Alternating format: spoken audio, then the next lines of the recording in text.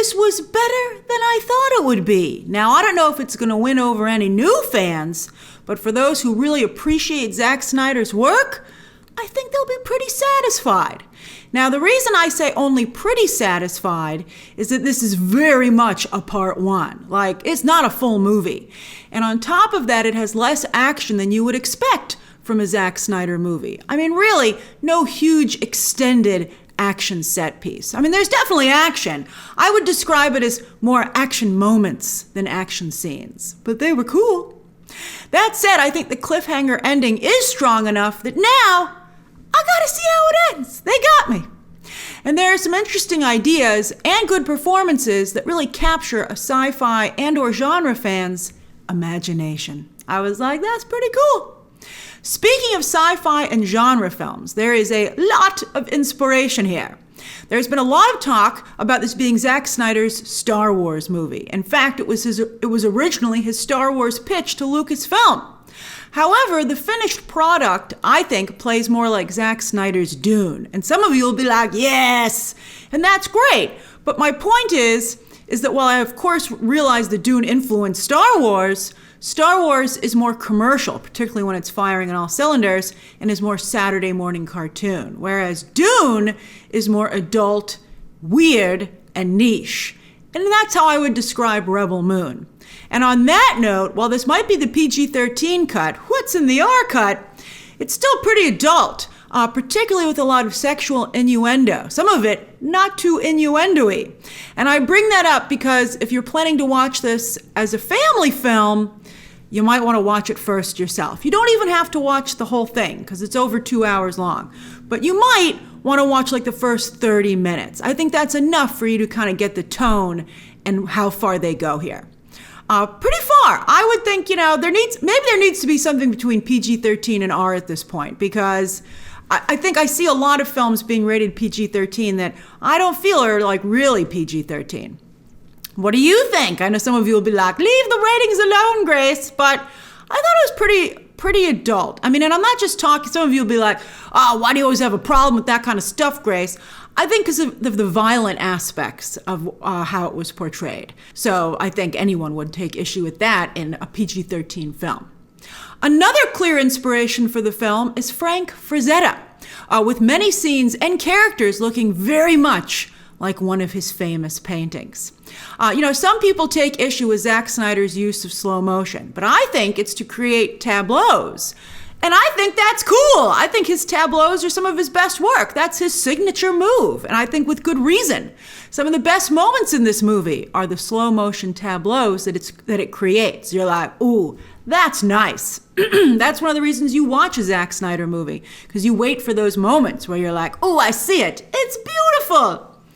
There's also some Seven Samurai vibes here with the group that Sofia Boutella's Korra brings together. You're like, oh yeah, Seven Samurai, I see it. And then also Game of Thrones. You've not only got both Darios in this movie, both of them, the full set, but a strong European vibe to a lot of the sequences. Almost as if it's Zack Snyder's Norway pavilion at Epcot. I was like, this is hardcore Norway, man. And there's also, of course, a lot of trademark Zack Snyder in here as well. In addition to the slow motion, there's tons of green screen, although I like that because I think he does a lot with it.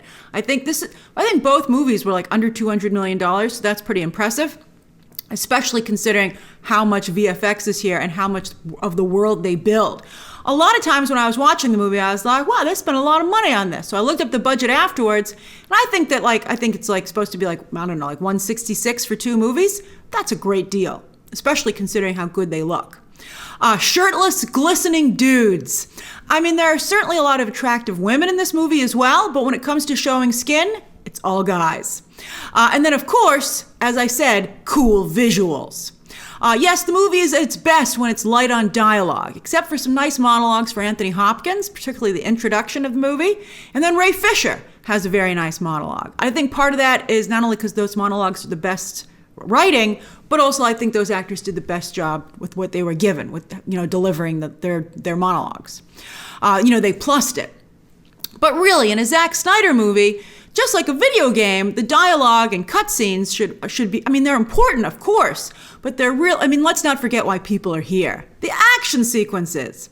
So I think that in some points of the movie, particularly the first act, the balance, well, again, I said it should be action heavy. There's just too much dialogue, particularly in the first act. I was like, this is a lot of talking.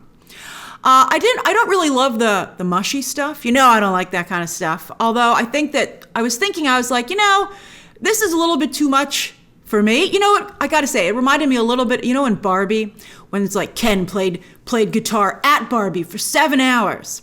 Some of the dialogue in this movie kind of reminded me of that. But I was like, hey, so while it might not be for me, maybe some guys who do that might like that. They might be like, oh, it's downright poetic. So you might like that. But I did like all the backstory. That was very good. Zack Snyder and his co-writers, who worked with him on 300 and Army of the Dead respectively, they can weave a good tale. So to reiterate, hearing about people's feelings, in my opinion, boo. But hearing about the history of these characters, yay! I like that a lot. It was like reading the back of like a trading card or something, or their Wikipedia entry, and you were like, oh, that sounds pretty good. And you get to see it, and I was like, oh, I like it. Now let's talk about the cast, and we've got a big one here, and I'm going to list them in the order of my favorites. And that's right, Sofia Boutella was my favorite. I've never really felt that she was like, I think she's always been very good at action and movement, but I've always felt that she's been lacking as an actress. But here, she does a really great job. And maybe that's because she's a really good fit with Zack Snyder.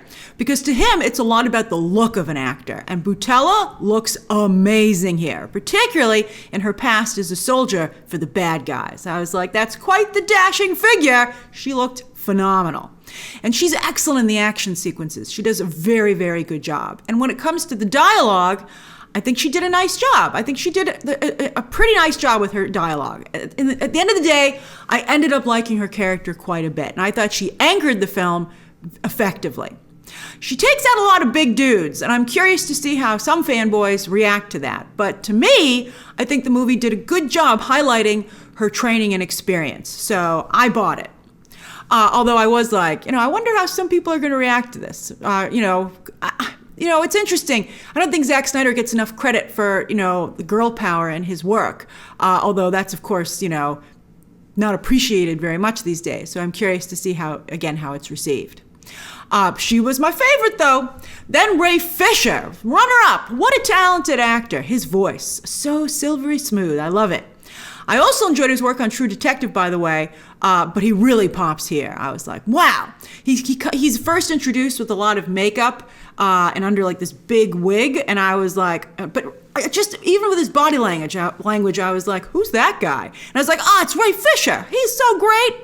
I mean, his role is small, but he definitely makes the most of it. And it's such a shame, I thought, while watching him here, that he got caught up and lost in so much real-life drama in Hollywood, because I think he'd be such an asset to so many movies with his talent and charisma. I mean, wow, he was one of my favorite parts in Zack Snyder's Justice League, and he is just phenomenal here.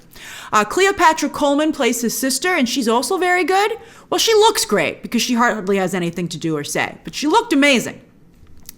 Doona Bae, so cool. I love her look. I love it. That hat, huge props to whoever gave her that hat. I love it so much. She also has like robot hands, but they didn't make very much of that. At one point her hand gets impaled, or her wrist, and I was like, oh no. And I was like, oh wait, I think she's got robot hands. But maybe they'll do more with that in the second part. But, I mean, she's fantastic. And her swords don't come across in the actual movie as lightsaber ripoffs, but more their own thing, which I really appreciated. This movie doesn't need to rip off anything else. It should be its own thing. Charlie Hunnam, yeah, he is a Han Solo ripoff. But actually, I think more accurately, he's Zack Snyder's take on Han Solo, which of course I think is more adult and realistic. And I think it was quite clever as well. And that's all I'll say, because this is a non-spoiler review. Anthony Hopkins playing Warrior C-3PO, that's how I would bill it. But I liked it. I love droids. I love them. And the VFX on this one are incredible. The movements, so fluid. I was like, how'd they do that? That was great. But I was disappointed then that they didn't give the character more to do. But when he was on screen, I was like, this is awesome. Staz Nair. Basically, eye candy personified. It was hilarious. But he does have a cool action scene, which was actually more like, it reminded me a lot of Harry Potter. But that scene was also very well done. There were a couple of shots where I was like, whoa, VFX. But otherwise, I was like, very nicely realized. Djimon Hounsou. I love Hounsou, but his role here is super small. I mean, they're definitely saving him for the second movie. Michiel Huisman. Very beta male. I think they could have done better with this. I mean, he does a nice job, but I think they could have given him a little bit more to do so he had a little more personal dignity. I mean, like Milo from Atlantis, he was the brains of the operation, so that was his thing.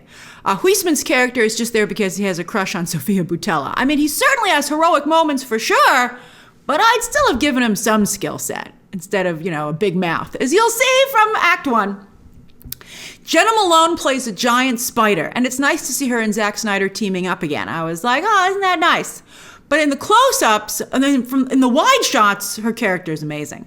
But in the close-ups, I was like, hey, it's Jena Malone, instead of, ooh, look at the giant spider lady. Just every time, I was like, oh yeah, Jena Malone. And then I was like, I think her makeup could be a little better. All right, then finally, last place goes to Ed Skrein, who is basically just doing an excellent Nicholas Hoult impression. You want to know what Lex Luthor's going to be like? Here he is. His character is a little too over the top here, though, and a little too modern. I can't believe he's wearing a white dress shirt and tie in the middle of this movie. But I did believe that Sofia Boutella could beat the crap out of him. I mean, he's serviceable as a villain for sure, but I just think they could have done better. He's just not as good as the rest of the cast. There are some other fun cameos that, some of them elicited some chuckles from my audience, but it was great. I liked it. And then I want to just leave them as a surprise for you. Nothing huge. Henry Cavill's not in this movie, but they were cute. That's how I would describe them. So I enjoyed it, especially after the first act. If you can get through the first act, you're home free. And I'm interested enough and invested enough that I want to see part 2. And again, it has some really great visuals, action moments, and performances. But I do not care for this new trend in Hollywood of 2-parter movies. I'd rather watch, for all the complaining about 3-hour movies, I'd rather watch a 3-hour movie that's complete right now rather than have these 2-part stories told sometimes like months and sometimes years apart. I mean, like the part 2 for this doesn't come out until April. I mean, if it came out like in a month, I think that would be a little bit better. I mean, really, it's really just half a movie. I mean, something like Spider-Verse felt a little bit more complete to me. This really just feel like just half. Like Zack Snyder just chopped his movie in half, and you're like, where's the rest of it, man? All right, so that's my review of Rebel Moon, currently in a handful of theaters. Like really, I think only like 2 or 3 to qualify for like awards and stuff like that. But then it will hit Netflix Thursday, December 21st at 7 p.m. It's like a Thursday night drop for a movie in theaters, but that's 7 p.m. Pacific. So that's 10 p.m. Eastern Standard Time. So it's really more of a Friday drop still. I wish it was 7 p.m. Eastern Standard Time. But anyway, yeah, if you are a Zack Snyder fan, you will enjoy this. All right, so share your thoughts down below, subscribe today, and of course, as always, you can check out some more videos right now.